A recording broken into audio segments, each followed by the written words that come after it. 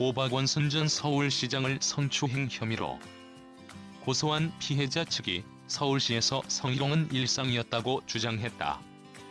박 전 시장의 측근들이 성추행 사실을 몰랐다는 데 대해서도 반박했다. 피해자 지원단체인 한국여성의 전화 등은 16일 오후 이 같은 내용의 입장문을 발표했다. 입장문에는 피해자 A씨의 성희롱 피해 상황이 구체적으로 담겼다. 이에 의하면 시장이 마라톤을 하는데 여비서가 오면 기록이 더 잘 나온다며 주말 새벽에도 나오도록 요구했다고 한다.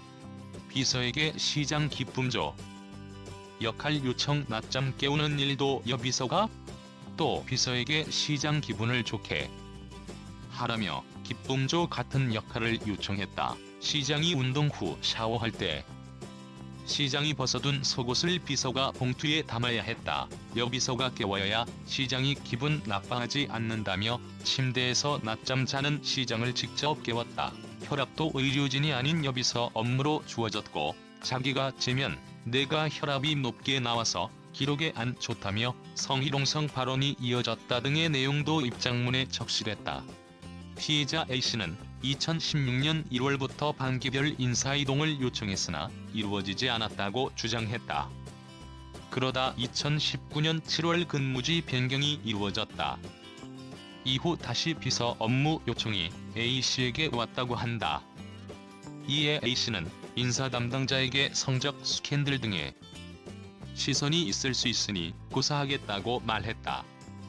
인사 담당자는 그러나 문제 상황을 파악하지 않았다.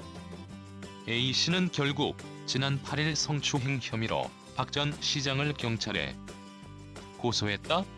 피해자 측 서울시 내에서 성희롱, 성추행은 일상적이었다.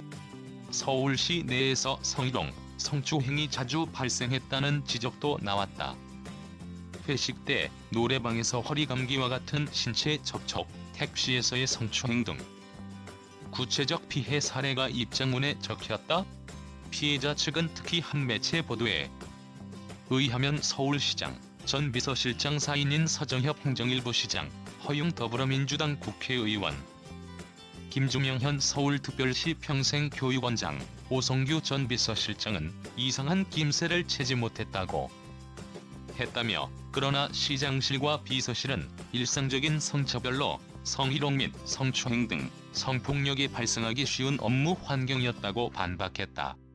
박 전 시장 측근들 책임 회피 사건 축소 의혹도 박 전 시장 측근들이 책임을 회피하고 오히려 사건을 축소, 은폐하고 있다고도 했다. 피해자 측은 전 현직 고위 공무원, 결정직, 임기제 정무보좌관, 비서관 중 고소 후 연락을 하는 이들이 있다며 그러나 이들은 확실한 증거 없이 힘들 거야 라고 말하는 등 진정한 사과와 책임이 있다고 느껴지는 경우가 거의 없었다고 했다. 이에 피해자 지원단체는 경찰은 시청 6층에 있는 증거보전 및 수사자료 확보하고 서울시, 더불어민주당, 여성가족부 등은 피해 호소인 용어 사용을 중단하고 문제 해결에 나서야 하며 서울시